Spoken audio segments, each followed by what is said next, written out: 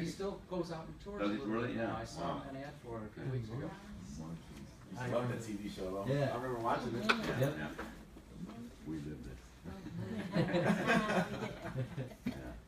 There's still some catchy tunes. Yeah. Oh yeah, no. And actually they wrote a tremendous amount of music for the bands and stuff. Yeah. They were out there. I mean, they were more than just a TV group. They got put together. So. Yeah. Right. Well, yeah. Well, but they were put together just Right. for that Exactly. show. Exactly. Yeah. Wow. And I think Davy Jones was actually more of an actor, Mm-hmm. but he could dance. Yeah. And then it turned out he actually had a pretty good singing voice. Right. Right.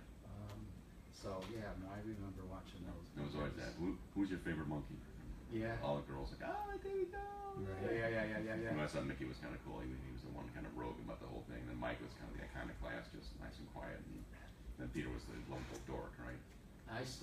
They did a reunion tour. Wow. Without Mike. Well, they've done several. Yeah. But I remember going to one of them at what was the Kaufman Estates Stadium. Oh. Sears Center? No. Poplar Creek. Oh yeah. Poplar Creek. Poplar Yeah. Creek. Poplar Creek. And the three of them there without Mike Nesmith Mhm. were touring, and the audience was amazingly young. Oh, really? Really? That's Yes, interesting. and they loved it. Yeah. They loved it. And it was just like one song after another. And Yeah. Right through it. That was funny. We went and saw a year or so ago Chicago and Earth, Wind and Fire were touring together. oh yeah. Two of my favorite bands. And one point I looked at my wife and said, "There are a bunch of old people here." Like, honey, you're one of them. I said, "Oh, yeah, I am one." Well, what's weird, like on Channel 11 when they show some of the concerts, Oh, where sure. they bring back some of the old, Yeah. bands, and you look in the audience, and the people look like me, only Yeah. even older, Yeah. and they're Just kind of bopping bopping along, and yeah. you're picturing them lighting up a joint, Yeah. 40 some years ago. Right, right. The long hair and everything else going on. Absolutely. That's funny. That was a good old days. Actually, the funny thing was, and this was quite a few years ago, Kiss was still touring, and my son really wanted to go see it. Well, brought one of his best friends along, and they were 10 or 11 at that point, I think. And they were with what's the big theater down south, like Roland Park. Oh, the Tinley. Yeah, the real big one there too. Changes names like every 2 years. Yeah. So the band's starting all of a sudden, they had the camera kind of pans the crowd every so often, and there were two girls that went, whoop, and I guess it's for a comedy concert, so it's not my day, but I'm sitting there, and my son and his friend, my peripheral vision, they was some hysterical watching, they're like, "Did you see that? Yeah, don't say anything. You see, I saw that, remember?" Coming of age moment. When my wife and I first started dating, one of our first dates was Pink Floyd at Oh, cool. Horizon. Yeah. And we're talking, and this is before the concert actually started, and she says, too loudly for my tastes, "Oh, last week I was sitting over there for the Michael Jackson concert." I'm like, "You don't say that to Pink Floyd." Yeah, yeah. That was before Michael Jackson. Dude, Michael oh, Jackson. Yeah. I love Michael Jackson too. Yeah. You don't mention Michael Jackson. Yeah. Just say It's that. Yeah. a whole different crowd there, right? Yeah, night and day. All right, so it is live.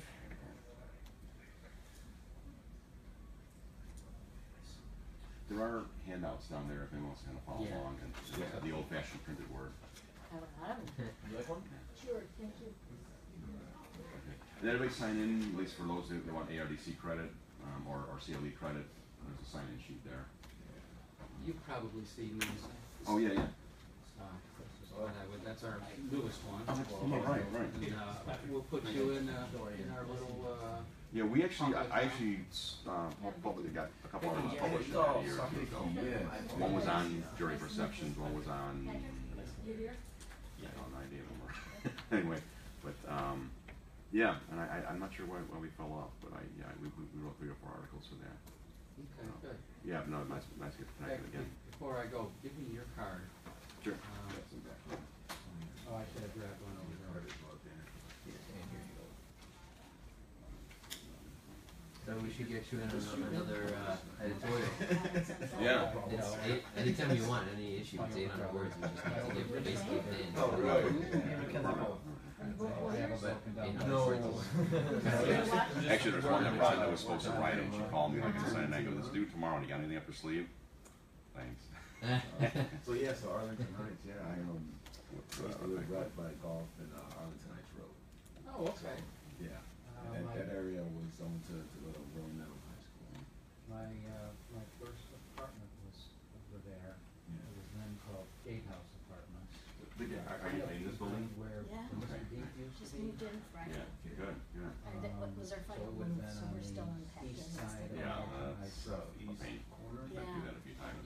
Yeah. Well, it would have been set back in. So is this being But it would've been- viewed at the other Yeah, locations south, too? right, right. That's amazing. Yeah.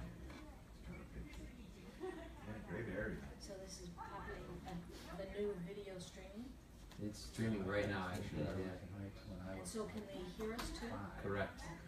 Wow. Or we're assuming so. Yes. Yeah, no, I've got it up on my Facebook feed right now. We actually get a pretty good attendance rate online. Uh-huh. I was thinking about the cameras and all the HD equipment we invested in for our My mom's not stuff in sure our conference room. where It's she like, lives no, right just plug that in now. Yeah. Yeah. Is this my house? Well, we're doing a video streaming gig tonight, Oh, actually. With like 3 or 4 different locations out in California and okay, stuff yeah. like that. Makes things so much easier than having It's stuff not on doing plate. that. Oh, right. It's not doing that. We're using our video cameras and everything. Yeah. Yeah. Slow and fast. So it's interesting. It's all dependent on bandwidth. You know, Yes, for sure. Sandra, All right. Well, I will make the introduction, her husband. and we'll get started. Right? Let's see. We've got at least one live attendee right now. All right. One time she went to visit him at the nursing We're gonna get started here, and I know some people are looking to keep that hour pretty tightly scheduled. So, welcome to those of you watching online, and welcome everybody here. I'm going to introduce Doug Blanchard of Jensen Litigation Solutions. If you are going to participate with questions or comments, you can comment in the live Facebook feed, and I will shout them out to Doug as they appear, and he'll reply live to you as well. So, thank you very much. Thanks, Chris. Appreciate it, and I'm glad you're able to join us today. And as he said, this is going to be a very interactive session. It's not just me talking at you for an hour.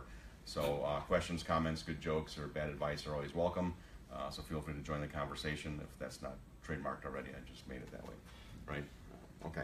So today what we're going to talk about are the generational differences in the workplace. Now, the genesis of this presentation, I've done a number of the CLE versions of this. It's mainly for trial attorneys, and what it's like working with a jury pool that now, for the first time ever, is exposed to 5 different generations and their different communication styles.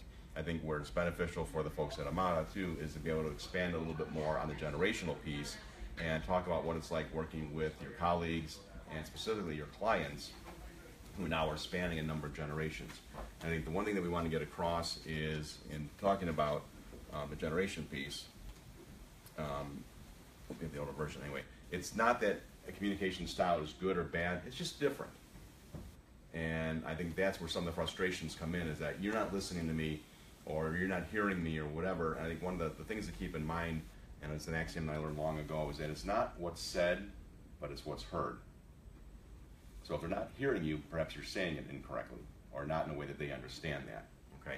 So those are some things that we're going to cover. So the basic format is we're going to go through the different generations, kind of the key characteristics about them, and then look at some distinct situations that come up within the work environment, and also with your clients, and then we'll finish up more towards the actual litigation side and going to trial and what that part is like.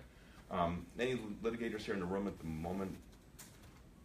Okay. I think what you do is I'll draw some analogies, though, and again, just dealing with your clients in general, and there are some kind of examples that show how that kind of morphs over time and morphs over the generations. So I'm looking at the audience here and so we're all fairly well represented. At least there's a couple of boomers here at that point.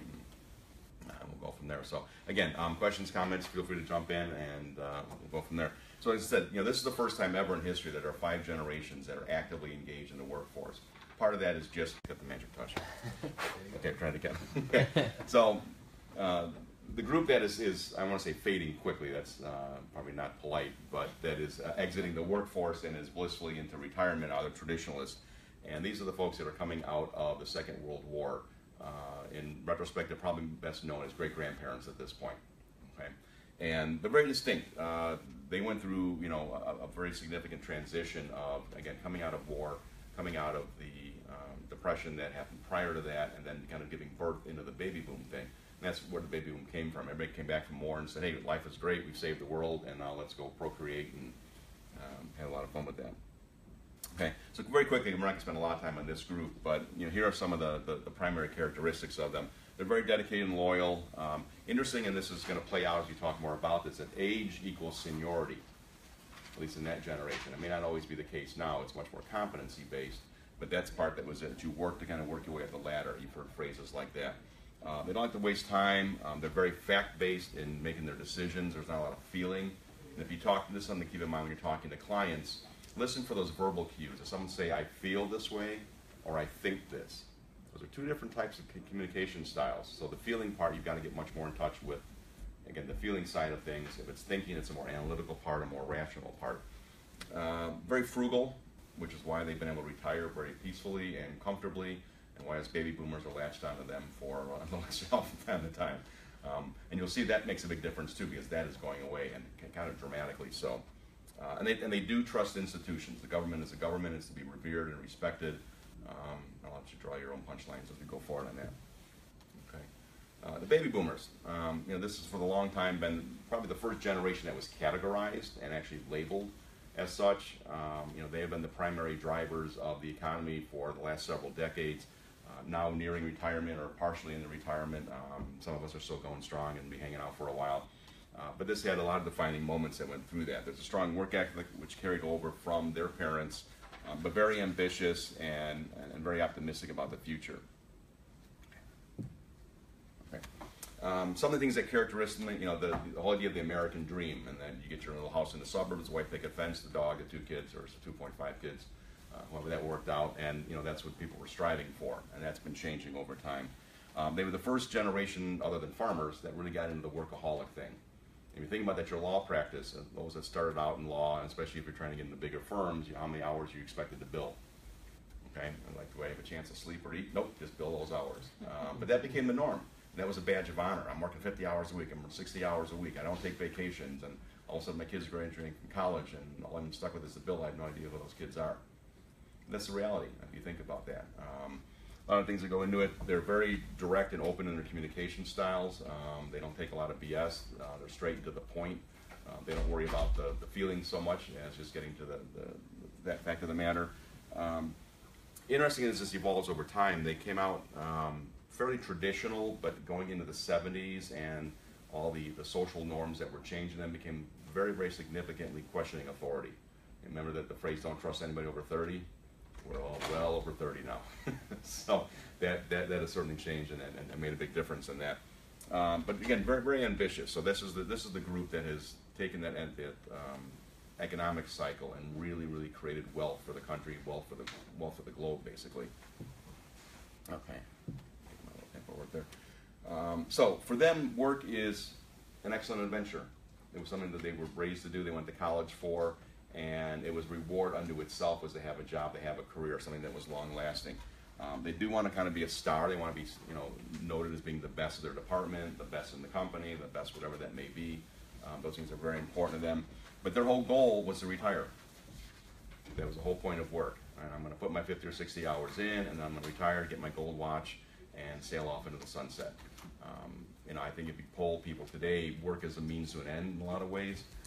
And I think statistically, I don't have research on this, but it'd be kind of interesting to see, because it's happened to a number of friends and colleagues that they retire and within a year or two they're dead because they don't know what to do anymore. I mean, they don't understand leisure time. They didn't have that kind of free time to sit around or just hang at the beach or do whatever. So I think that's an interesting lesson that's been learned by generations going forward. Okay.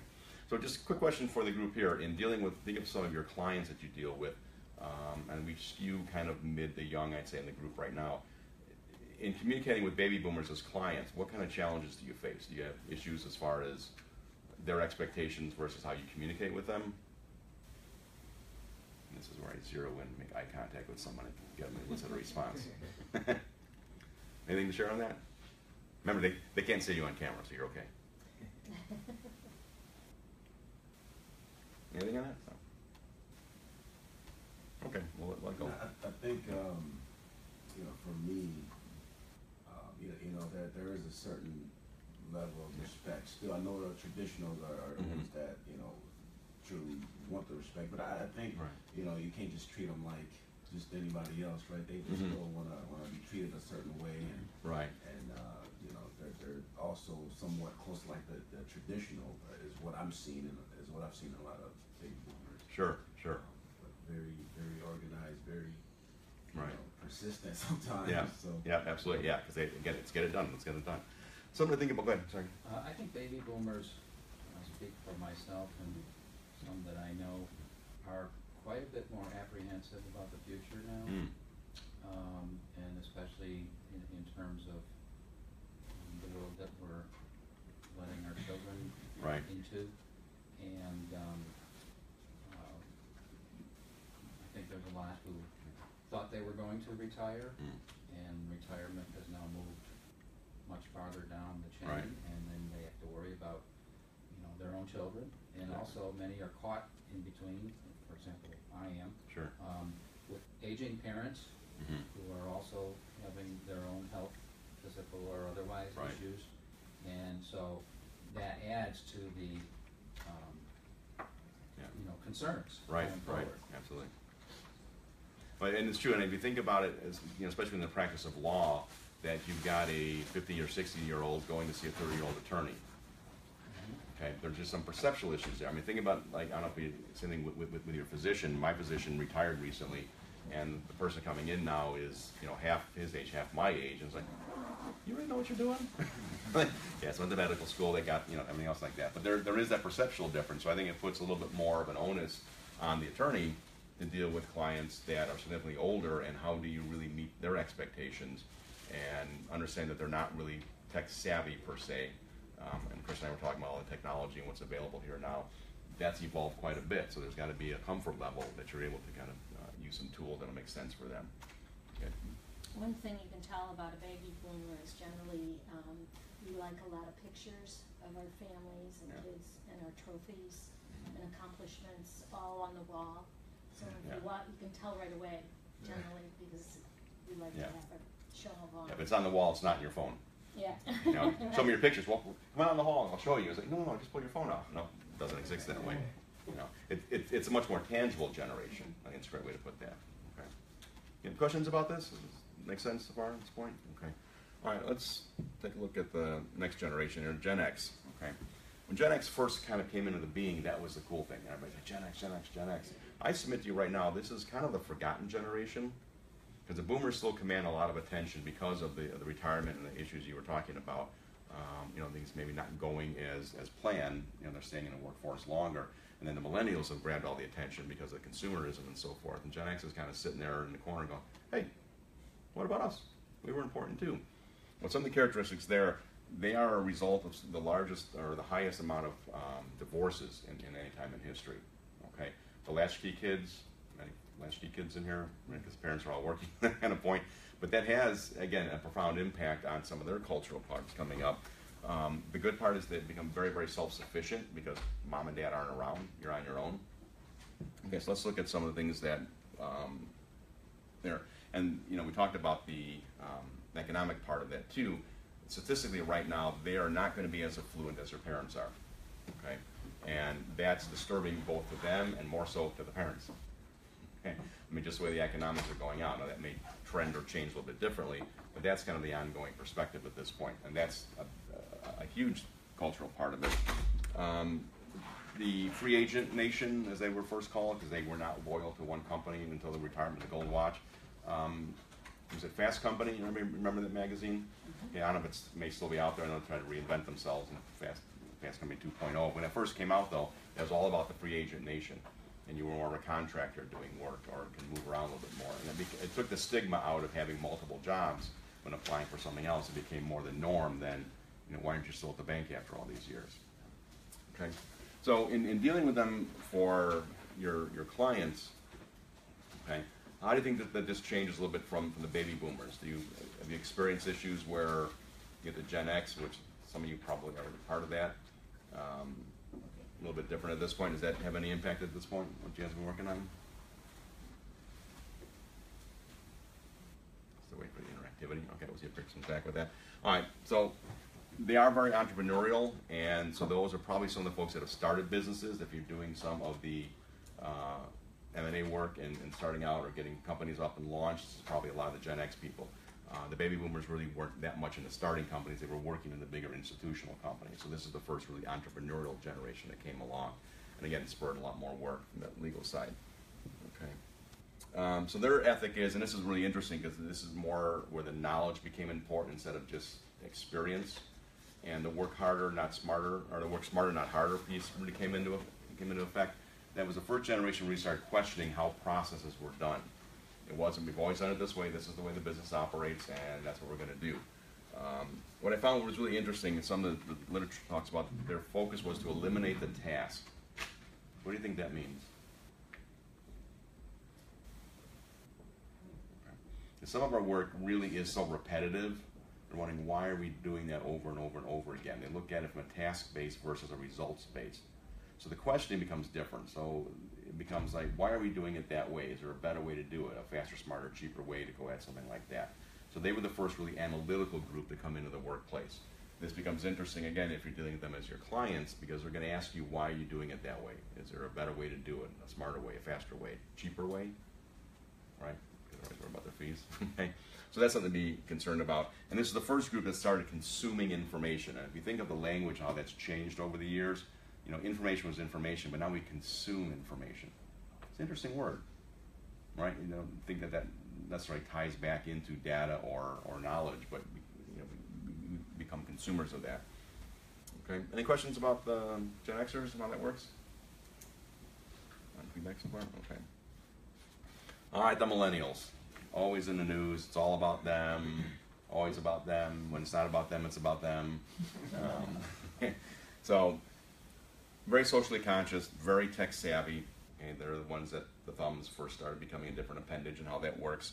The helicopter parents are interesting. So if you think of the generations, they're coming out of the highest level of divorces.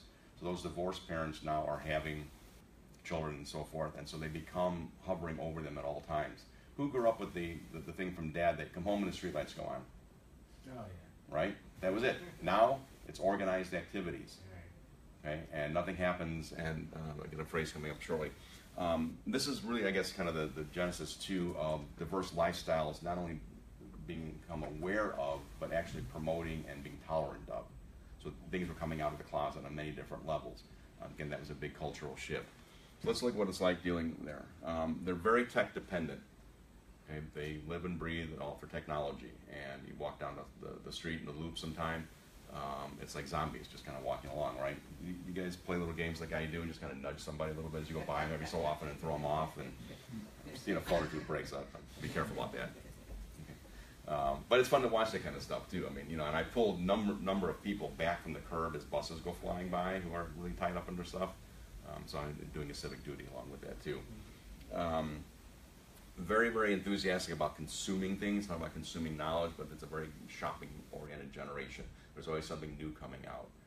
What do I have? What do I need? And they're really tied into that. The interesting part, though, is that, oops, I have to go backwards. I keep bringing up the screen up there.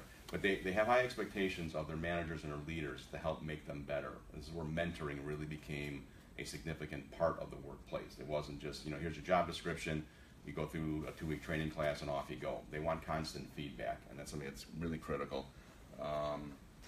Jobs tend to be more tied to a social network, okay?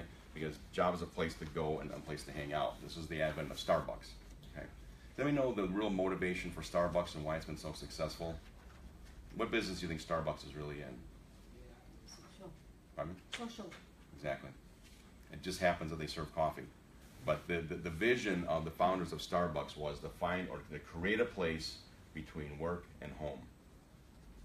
It's like the old watering hole. Okay, so if you're not hanging out at the bar afterwards and you look for a place, and I'm over at Lake and LaSalle, and there's a huge Starbucks in our lobby. I can set my watch at 10:30 and at 2:30. That's when the building empties out and Starbucks just becomes alive. And it's this hive of activity for half an hour, and then there it goes away and goes back up into the towers.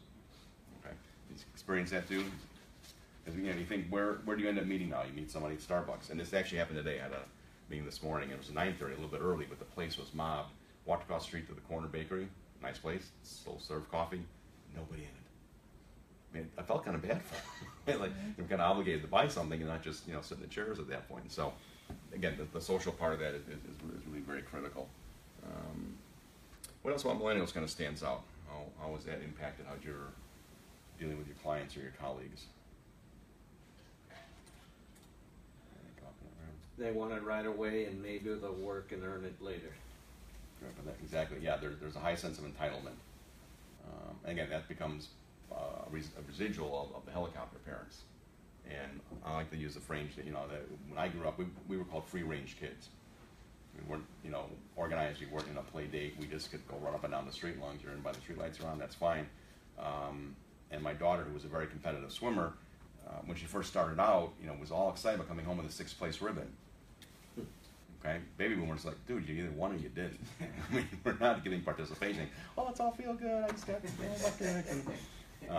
and so we're trying to undo some of that. And I think that goes back to the entitlement part of it. Well, I participated, and I'm not speaking against it necessarily, but you think of the culture and how that changes things. That I want to be included. I want to be part of it. If I'm not part of the social thing, and that's where I think the bullying became so much more pronounced as a syndrome. We all went through it. I mean, growing up, that was just kind of a rite of passage, whether you're the bullier or the bullied person. But now it became a thing, and thankfully, was people much more cognizant of that. So again, part of the social change really had an impact on how that worked. Okay. All right, Generation Z, the unknown, just coming into the workplace right now, coming out of college. Instant gratification, they've taken this to a whole new level over the millennials. Facebook Live. Okay, something that you kind of go see what your friends are up to. Now you just turn them on, you're watching what they're doing at work. FaceTime on your phones. Again, everything is instantaneous. Interesting that I'm in a hiring position frequently and I get some resumes in. It's like, no, using a Twitter format in a resume, not acceptable. Okay, we need a little more thought, a little more proper language put into that. But again, that's going away. And actually what comes in now are video resumes. Someone will make a tape or to say, here's my link on YouTube, and I'll tell you all about myself. Inventive, makes sense. So from a baby boomer, that's what I have to adapt to that, because for them, that's just second nature. It's like, well, this is how we do it now. We don't put together 3 sheets of paper in chronological order. Here's what I achieved and blah, blah, blah, blah, blah. Who cares? Here's what I'm going to do for you. Okay, so it changes the angle a little bit. And I think as this evolves more into the practice of law, that's going to challenge the attorneys a little bit more, because they're going to know, not from the legal perspective, but in what they've done the research already. They're coming to you to help formulate the final solution, not to do the analysis of it. They've been on the internet, they know a lot already. Okay, how many times do you guys make any kind of buying decision right now and not go on the internet first? Right, you're always checking the reviews out, and companies like Glassdoor or Yelp or everything else like that. That's where you go for your information. Okay, this is the part that I think is going to be very interesting, because the data security is critical, but millennials and especially Gen Z is like everything. It's an open world. I'm all out there, and that's going to reach a critical point at some time where we have to pay much more attention to it. Because if you haven't been hacked, you will. And I've got friends that are in data security, and it's not just a matter of if, it's when. And that's just the reality of it. If they're hacking the Pentagon, okay, our credit card and our bank statements aren't safe. It's the reality of it. So, okay. Come on, fingers. All right. Okay, let's try this one. There we go. Okay. So here's what the biggest changes are. They are digital natives. Okay. They grew. Can we dig in? Please. Yeah, actually help yourself. Yeah. And going by the word digital native, they grew up in the crib with technology. Okay, no longer do they get the baseball from dad, or I don't sound sexist here, but something nice from mom, whatever. They got a smartphone, or at least a kid's version of that. Right? You've seen it. You probably have something like that. And I think that is going to be potentially catastrophic, because we're not teaching our kids how to communicate with each other. Have you seen that been in a situation, in a work environment where you're sitting next to someone and you're texting each other? Okay, and I've got a rule in my office that on the second email response to something that's asking me more questions, I get up and go over and say, let's just talk about this and get it done. My fingers are getting tired. Okay, and I try to put that as a standing rule in the office, because we're losing part of that engagement. Now, if it's just fax, yes, send me a fax. Send me a quick text or a quick email with an answer. But if it's a discussion, we're going to do that live, face-to-face. Creativity comes in more into play at that point. Okay. the debt part is going to be interesting, and it really ties into education. I think this is the first generation that is questioning very significantly not only the cost of higher education, but the benefit of it. And I grew up in a family of teachers, and so I'm very much tied to that world. And now teaching is radically different because you're not teaching people how to absorb knowledge, you're teaching them how to search for something. And think about that again. If you have a question that comes up, what's the first thing you do? Google it, right? You didn't spend the time invested into an hour in Shakespearean language to come up with the theory behind the plays and all that. You just Google, tell me about Shakespeare, boom, up it pops. Wikipedia. If you think about the old encyclopedias, they may still have like a World Book or Britannica or something laying around, right? Okay, the amount of time and effort and money put into creating those things, and people say, well, you know, they don't stay current. I said, 80% of what's in an encyclopedia has already happened. It's history, basically. Okay, Newing part goes on, but it comes out of nowhere. Wikipedia. It's free, it's accessible, and it's collaborative, and no one needs encyclopedias anymore. Okay, it's truly a digital age. It's a consumption of information and data and how that works. So that's a key thing, and this is an actual quote. Touchscreen works, sometimes it doesn't. Okay, I'll go back to that. In the trial part, this will come up again, but we were doing some trial research and looking to pull a trial group together, and this one kid, respectfully I will call him, said, dude, if it's not on YouTube, it didn't happen. And we laughed about it. That was our exact response. And I sat back for a second and said, wait a second. This is his reality. That's true. That was not just a snarky comment, but that's how that group lives. And we'll talk more about that when we get in the trial piece of it. But there's a situation where, you know, I think they are altruistic. The crowdfunding phenomenon is really coming out of this generation. And I think that charitable work is much more pronounced than it has been for a couple of generations. It's really nice. And you see something in the news, and again, if you think of the news, if it bleeds, it leads, right? So the first 15 minutes are about all these tragedies, but the crowdfunding and the sites that come up, and instantly they raise $70,000 to replace someone's car that got stolen. It was a handicapped car or something like that. That's amazing. I mean, where did that ever, you know, something like that happen in the past? Maybe it was a donor would write a check kind of quietly, but now that's a cause. And people are proud about doing that, and that's a great thing. So again, that's changing how the world works. I was reading a book recently, it's called The Cyber Effect, and the impetus for the author to write the book was that she was on a train and she observed a mother feeding her child, a baby. Sure. And she noticed that the baby was looking to the mother's eyes, and the mother is just staring at her phone. And so, and she noticed this more and more and more. And the question is, of course, going forward, if we have children who are growing up and parents have spent very little attention on them because they're busy looking at their phones and iPads, where does this take us all? It may or may not be pertinent to what you're presenting here, but I think it's something that actually is pretty scary for all of us. That's a great observation, and that's critical because, again, the parents now are the ones that are on the devices, and as I mentioned, as kids are born now, that's their first toy. And I'm very proud that I've got a grandson, first one, and I have the pleasure, if not the honor, of feeding him every so often when we go out to Rockford for him. And my eyes are not looking anywhere. I mean, the house isn't on fire. I'm focusing on the kid. Just, it's such a wonder. You hear about the thing about grandparents. If I knew how good being a grandparent was, I would have had grandchildren first and not had my own kids. Right? And it's true. It seriously is true. The best part is, if it gets a little stinky, you just back home. But again, it's how culture is evolving, and then I want to tie this back again to your profession of being attorneys, as to how is this going to impact your practice.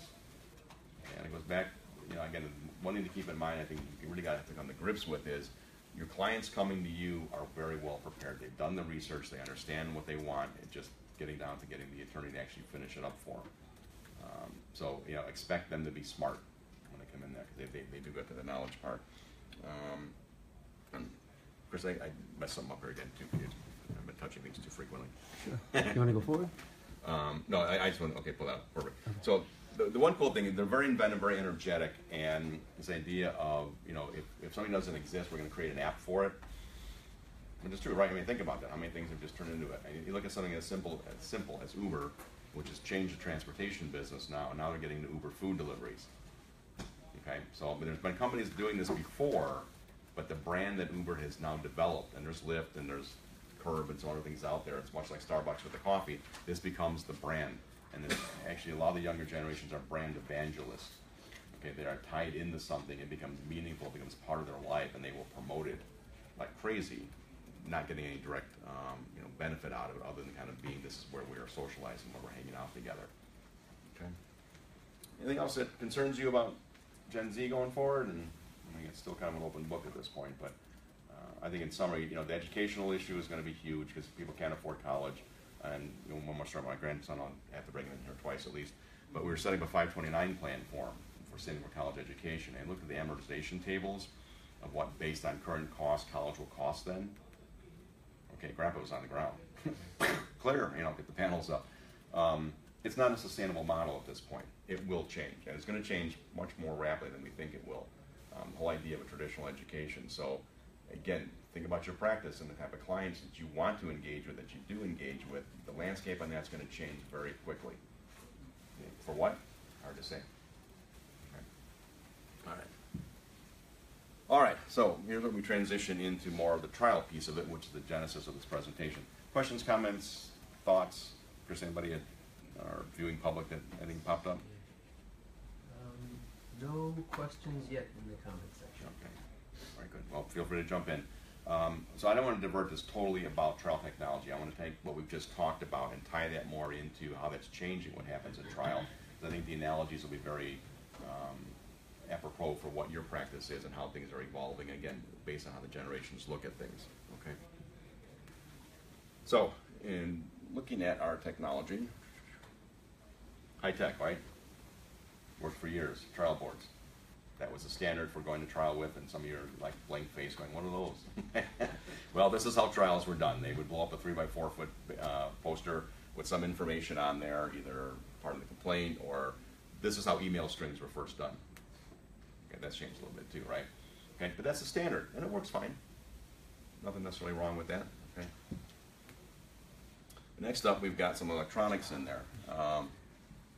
Anybody remember those things? Okay, and who took the permanent marker and didn't realize there wasn't a plastic sheet and wrote something on there? Yeah, parents are happy getting those calls from the school. Like, we're running another overhead machine. But now it evolved into Elmo.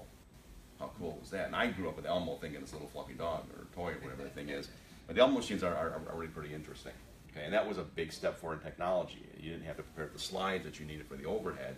You can actually use photographs or whatever else, and so documents became alive. It wasn't just the attorney talking. Okay, we keep evolving. Okay, and now it's in a touchpad, so touch screens, which you have to learn how the sensitivity on that. But we've got a couple of these that we've lent out or rented out for trials, and we've got the different kinds of exhibits and all this. The attorneys, the ones that are well trained on these things, really use it because it's part of getting information out in a dramatic way that makes sense. Okay, have you ever seen iPads that use in trial? Okay, it's becoming a little bit more prominent because, and you look at the jury pool, those are the ones that are used to having a piece of equipment in their hands. But what happens though, and something they've really got to be careful about, we'll get more on software, is if the focus comes away from the attorney. You want to be able to get the data across, but by the same token, it's the attorney that's arguing the case. There's going to be a fine balance of how you use that. And technology is ever evolving, and if you've used some of these, PowerPoint is kind of the standard. One significant drawback about PowerPoint, does anybody use that in trial or just use it in any kind of presentation? Okay, similar to what I'm doing right now.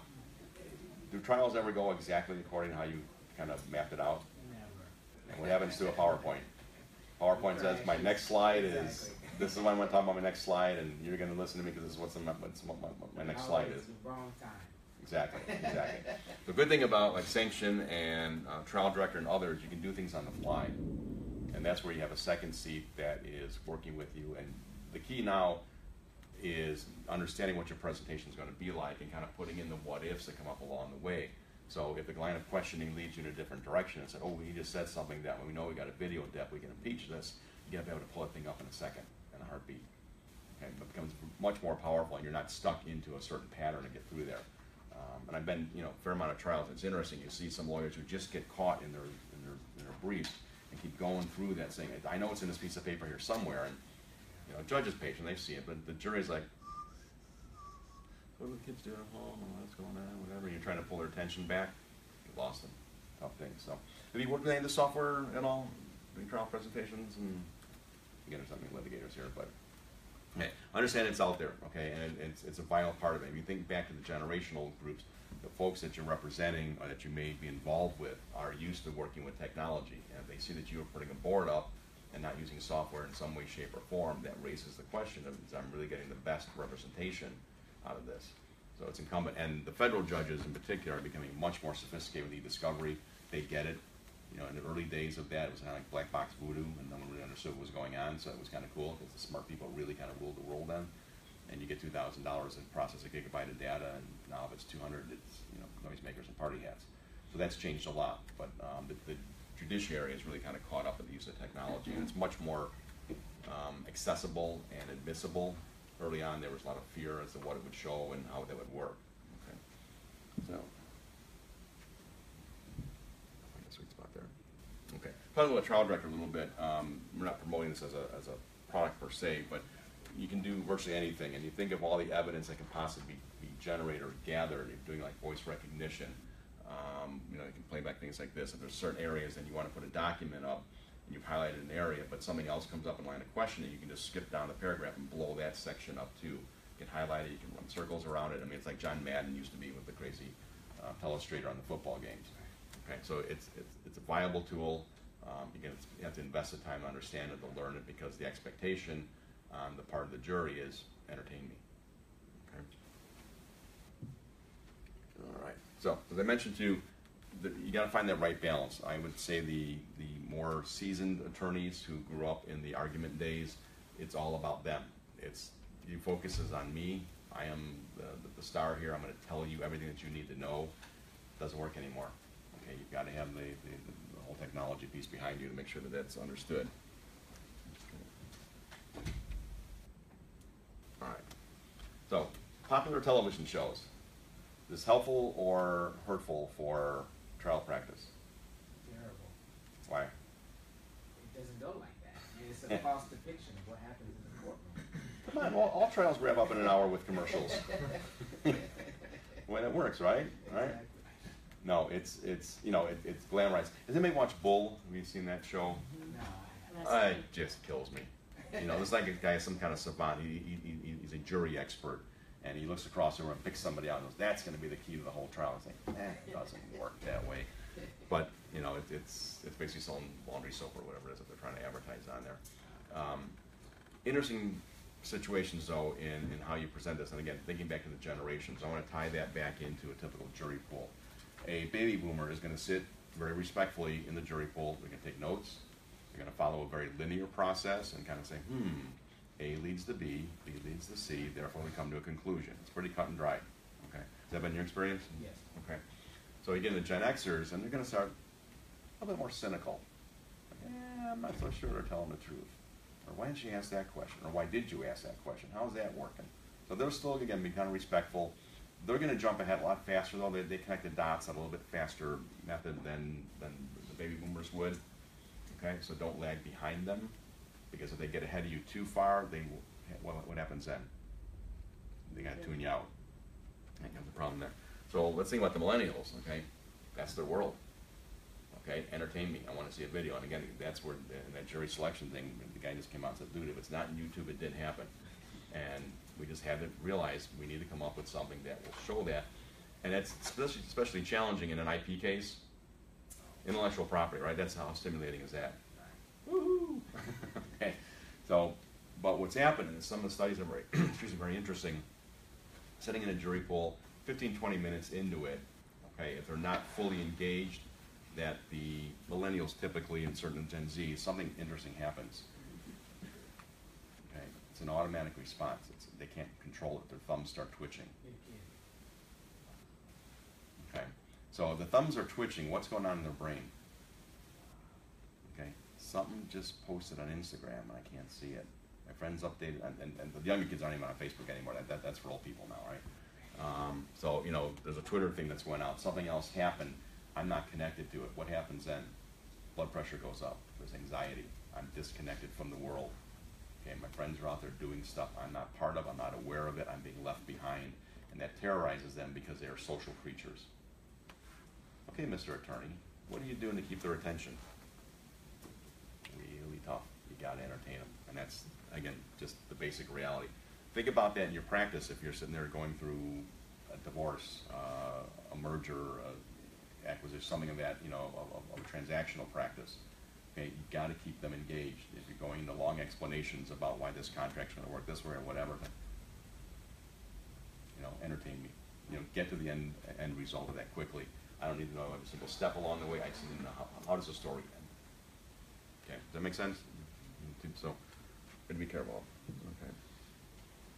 Hey Doug? Yes, ma'am. What happens when the Gen Z, when you get on a jury, they take your phones away or something, right? Right, absolutely, yeah.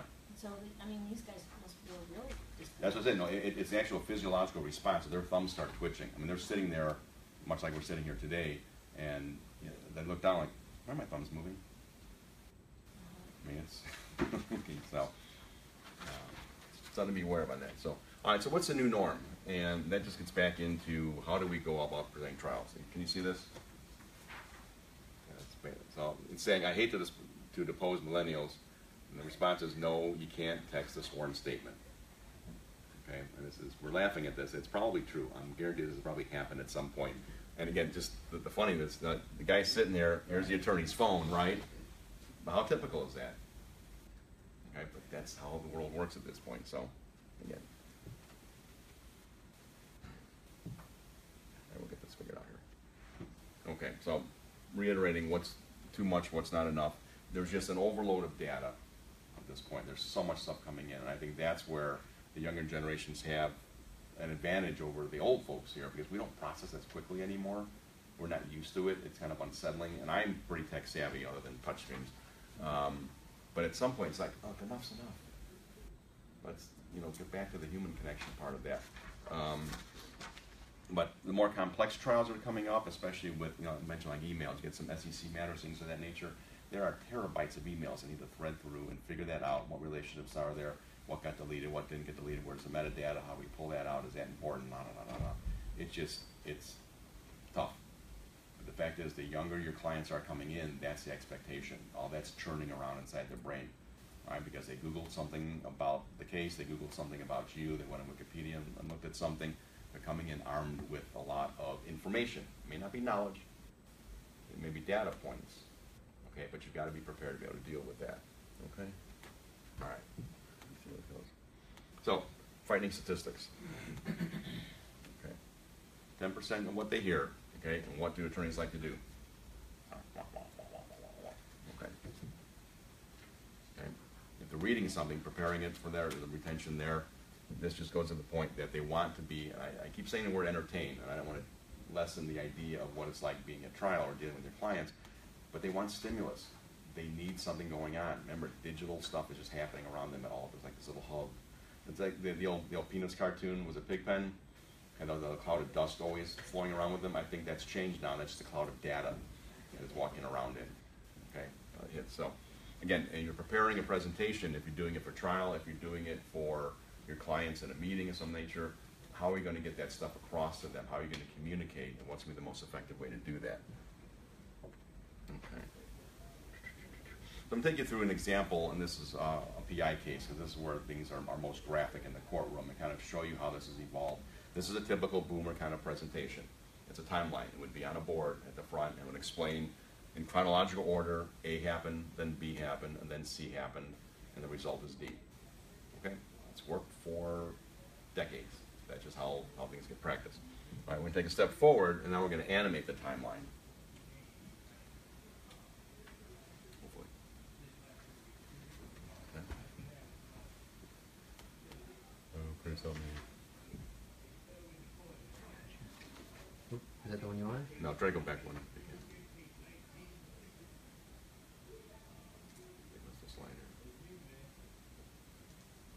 Yeah, there should be something that the script that should scroll from there.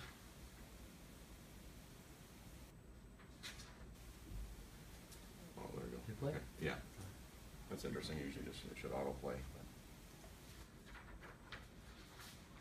Well, we have a glitch in the system. All right. Anyway, it was the timeline, and it would come in an automated sequence. So you would focus on A for one moment, and then B would happen, and then C. So it's more guided as you go through that part, as opposed to just the board going up there. Okay, let's try to advance one slide there. Okay, so animation. This should play automatically too. Oh, this is so cool. We can't play this thing. Well, anyway, it's a very cool animation because as this plane is flying, the engine explodes. Okay? And what we did is some sample stuff too, just kind of messing around. We put in a crawl banner at the bottom like CNN. And people are like, man, where did you get that shot? That's so cool. But you think about it, I mean, what happens in the world that someone doesn't have a video of it? United Airlines, they think they wish they didn't have videos of that stuff. Now American and everything else like that, it's everywhere. You're on camera everywhere. It doesn't escape you. And we've had some cases that we've worked on where we pulled the street cameras from the Chicago Police Department. Interesting, probably very little known fact about this, and we found this out kind of surprisingly, is those things are not just static cameras sitting there.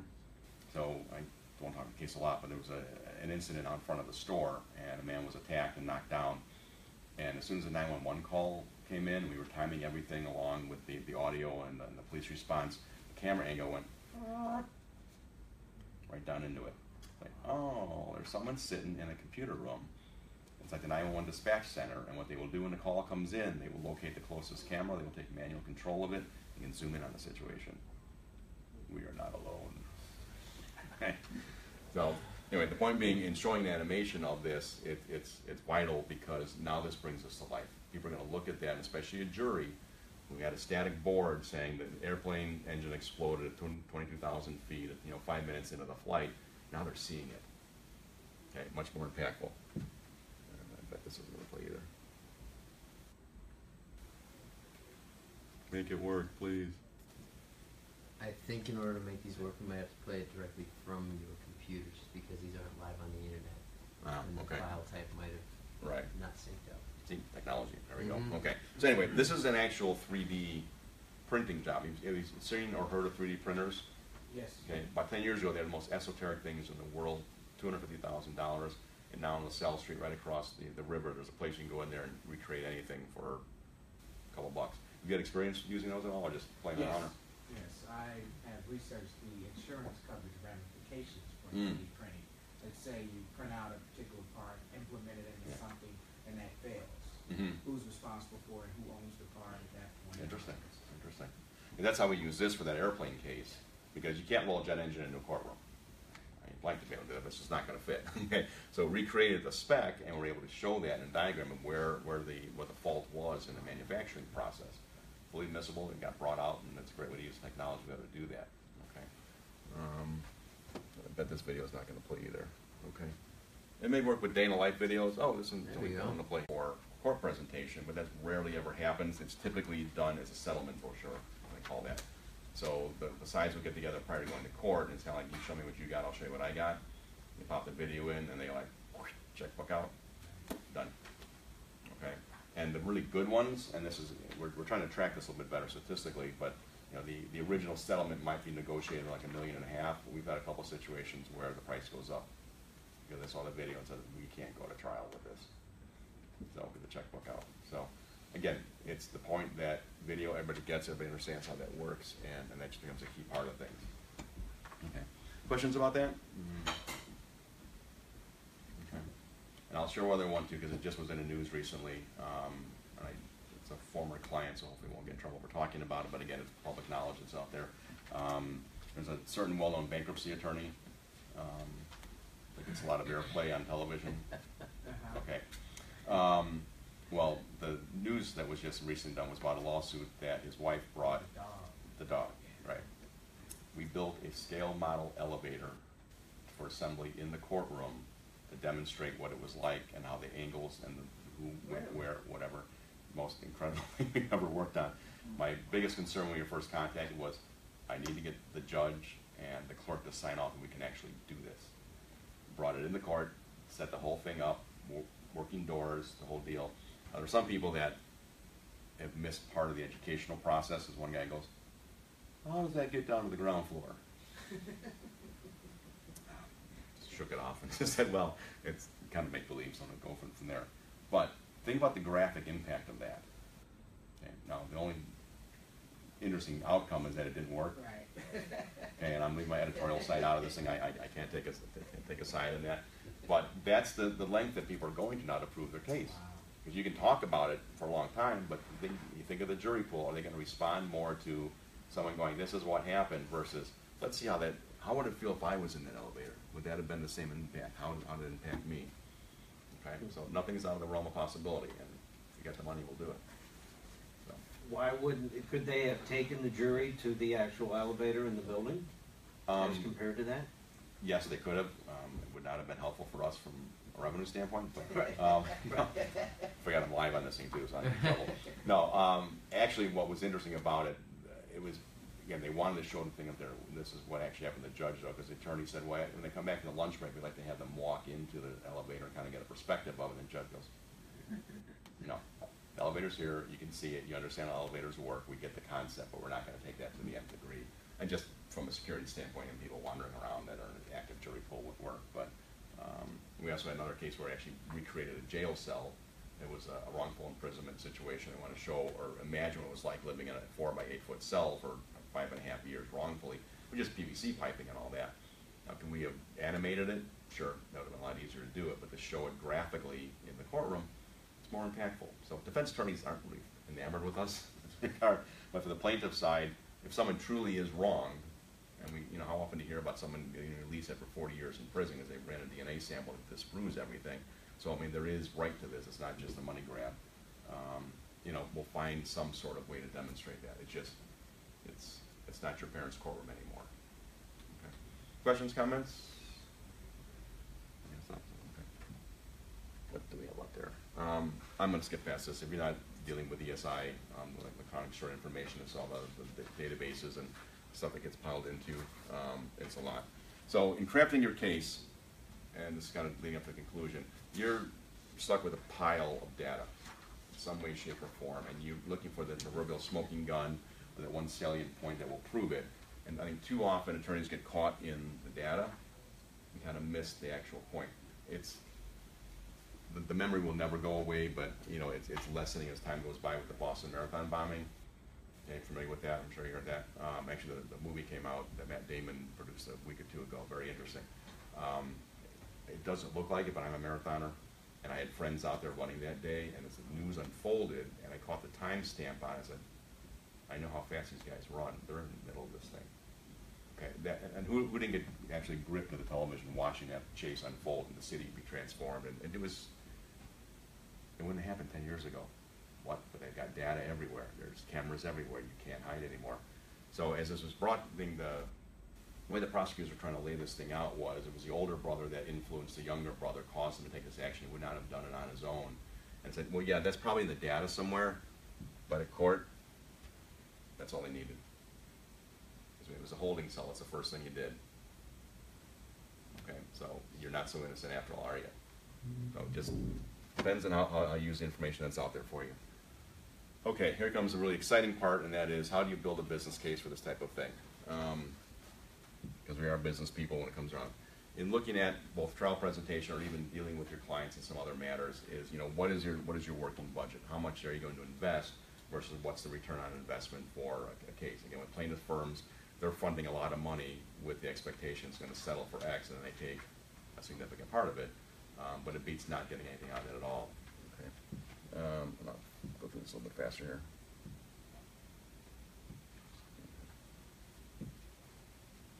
Gotcha. That's right. Okay, so this is the part I like to call attorney training 101. As we think back in law school, how many business classes did they have and business development type things? Nothing, right? Okay, yeah. So I'm a smart attorney now, and I have no clue how to run a business or set up anything else like that. So trying to help teach business principles to running a practice. Okay, it's one thing if you end up at AM Law 50 and everybody else does everything for you. You just kind of go with law school, research for the next 5 years and try to get on partner track. But if you're running your own practice, there's a lot that goes into it. And I know that especially with attorneys and doctors, they get into that profession because they have a passion for it. But it's here. They're not really that comfortable out here. Let me work in here. Someone else has got to work out here. But that's critical, especially if you're doing trial or doing other, significant work for your clients. And understanding the time and effort put into it, what's the reward going to be. And as the generations continue to unfold, again, they've done the research. Okay, they know what the expectations are going in there, so you're not going to be able to kind of, not that you ever would be guessing about something, but you understand the process. And if you're trying to extenuate things or not necessarily get things done the most efficient way, they will bring it up and they will question you. Okay, so it's good to understand that part of it. More time? Yeah, a quick one more. We can kind of run through this. Okay, and one more coming there too. So, all right. This is what engineers love to do, is create graphs that are kind of unintelligible. But this is kind of a process management way, and a lot of successful firms and/or attorneys will kind of build this into their practice, and that way they've got a process to follow. They understand the intake for the client, the economics of it, what's going to happen. They set expectations and communication. And that's, I think, probably the thing to take away is, as you're working on a case with someone, understand, again, these are generalizations, but understand the generation that they're in and what their expectation is. How do they want to be communicated with, at what frequency, and to what degree? Okay, if you got someone like me, don't send me a text with an update of what you're doing. Okay, an email would be fine, a phone call would be better. Millennial, you want to send them off a quick text, or even, probably not on Twitter feeds, I think at this point, but you know, they want constant updates, okay, because they're very engaged in the process. You know, the older folks are like, get it done, that's what I'm paying you for, you're the attorney. You know, get the millennials and the Gen Zs especially, you know, they want hourly updates, what's happening with this? Well, we filed a motion, it's waiting, we're waiting on the judge. How soon is the judge going to be back? We don't know, we're not the judge's boss, you know, that stuff. But that's the reality. So, you know, if you're proactive and understand that, you can go into the situation prepared for it, it's going to help you get through a lot easier. And you're going to build the trust and the credibility with the client, where they're going to become your evangelist. That's one of the key things about the younger generations now. If they have a good experience, what do? Tell everybody else about it. If they have a bad experience, run for cover. Okay. I know ABO is one of those hotly debated things in the legal profession. You know, should I join? Should not? You know, should I not be part of it? What if someone says something that's not true, or you know, whatever? The reality is, the stuff's out there. So you've got to be cognizant of that and be able to kind of create that positive impression, because that's the best thing you can do and the best way to get business. Let someone else go sell it for you. That make sense? Okay. Questions, thoughts? Not much left there. So. Okay.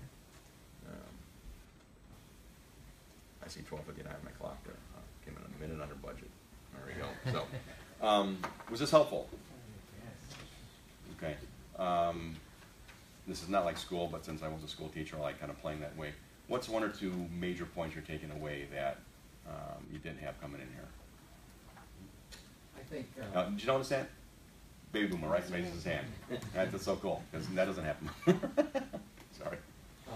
Probably 10 or 12 years ago, I actually saw a presentation talking about the CSI effect Yeah. and the effects on jurors. Sure. And the speaker's point was, and I think it was very well taken, that jurors, because of that TV show back Right. then, and it was everywhere, Right.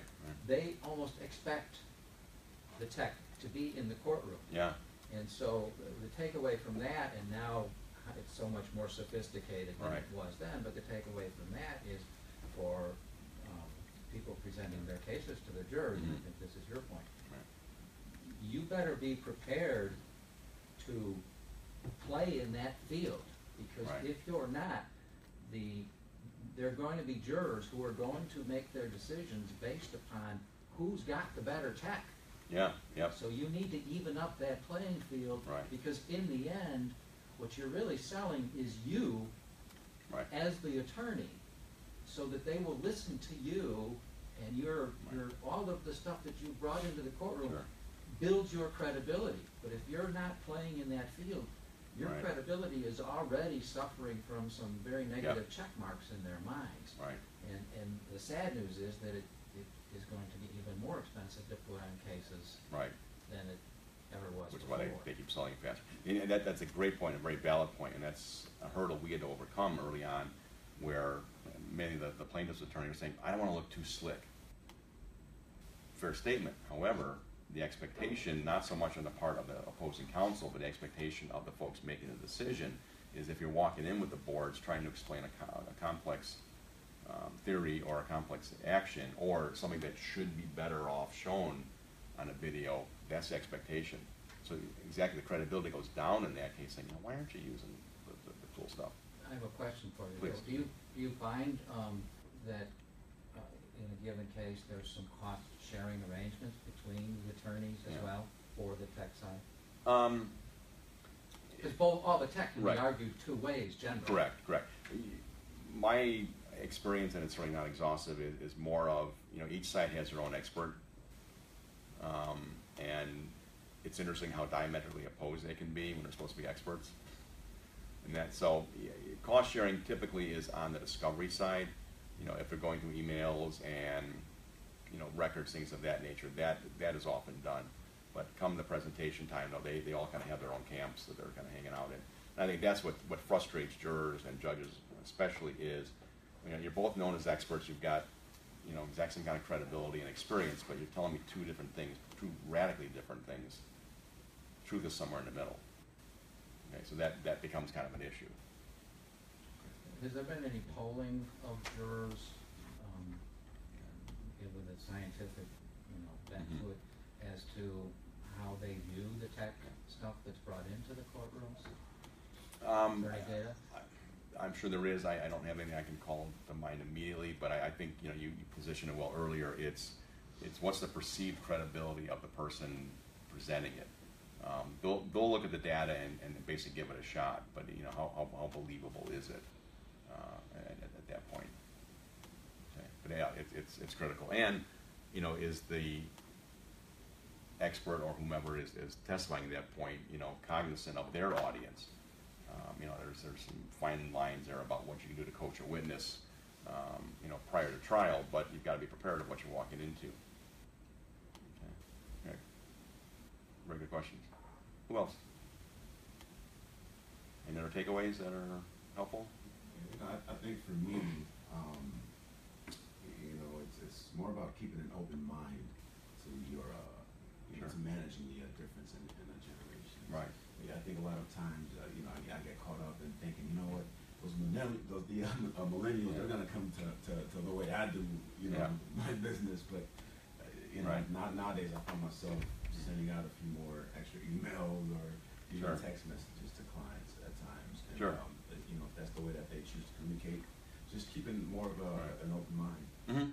A lot of it, it's much more collaborative culture, so they want to be involved, and they may just come up with that little nugget like, oh, that's an interesting idea, I thought about that. You might not admit it to them a little, but again, it's much more of an engaged. Again, think the social culture. They want to be part of the experience. I think it's like you said, like how much is enough.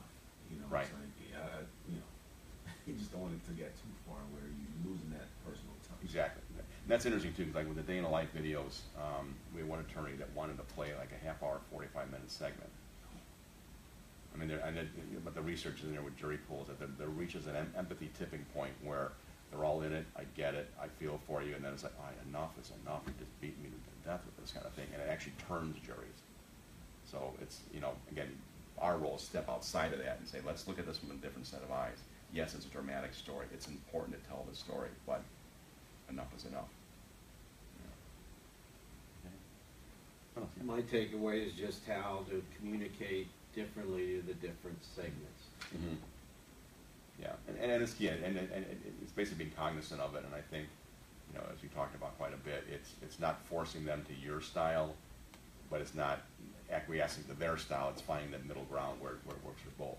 And especially like an employee-employer relationships too. You want to set expectations early, and that's one of the best questions to ask in a new employee is that, how do you like to be communicated with? Get that in the table. So, well, here's how I like to be communicated with. How are we going to make this work for both of us? And with clients too. And it's a huge thing with clients. Again, some clients are going to be the helicopter clients that are constantly asking for updates. It's like, I can't give you an answer. It's not going to happen there. So setting those expectations up earlier will make that go much smoother.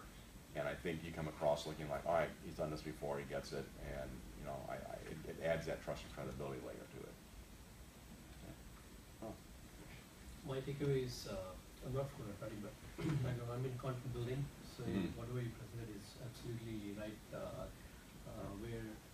So one thing that I took away, you asked a question in the middle, in this room, when you do a purchase, how you make a decision. Everybody Sure. said, we'll review an insurance Right. So irrespective of the population we come from, we have now adopted to the new style of, going and doing the research and then, Right. so we have adopted new ways, so that's the takeaway from it. Yeah, and it's huge. I mean, it's put a huge dent in the world of salespeople. Right. I mean, that's. It is big. Yeah. So that's one of the areas I help my product companies with, where they're still trying the old sales way. We are actually trying to Right. build the new content. It's the same thing that you guys are doing in the legal. Sure, that's a great analogy. Great analogy. And that's something that I did a lot of work back in the original .com era. Remember that before it went. One of the things that we really tried to help people focus on. Everybody wanted these cool websites, all this stuff, going on there. I said, stop. Website has only one purpose for its existence. What is that? Conversion. Get them to contact you. Bingo. Get them. Yeah, that's the only reason a website exists, is to elicit a phone call, old ways of doing things, or an email saying, I'd like some more information. Oh, I got a hook. Let's reel it in. Everything else they don't read, and that's, I will pick directly on the legal profession. You go on most attorneys' websites or law firm websites, and there are just paragraphs and paragraphs of all the cool stuff they did. Okay. I want to do a test in this once, and I can't find a client that's willing to do it. But I want to put all sorts of gobbledygook in there, and saying, if you read this, call me within the next 5 minutes, I'll give you $1,000 or something like that. I mean, because no one reads that stuff. Might be worthwhile test, but again, so that's, again, think of how you do your business development. What's going to compel somebody to get in touch with you? One other point I think that you're making, we talked about jurors expecting the tech to be presented to them. Right. But the other thing is, if you have a client and you haven't suggested tech to even out the playing field, Sure. you may be not serving that client pretty well. Right. They may not want to pay the bill, but you Yeah. have to approach them and say, looks like they're going to be bringing this Right. in and this, this video and all of that stuff. Yeah. And if we have nothing, if we're not playing in that field, it Right. may well hurt our case. So Yeah. for your clients, you may have that responsibility. That's a too. really interesting point, and my guess would be at some point there may be a malpractice issue brought to light because they didn't At do least the best they suggest possibly it. could. Right, interesting, yeah. It's a changing world. Anybody else?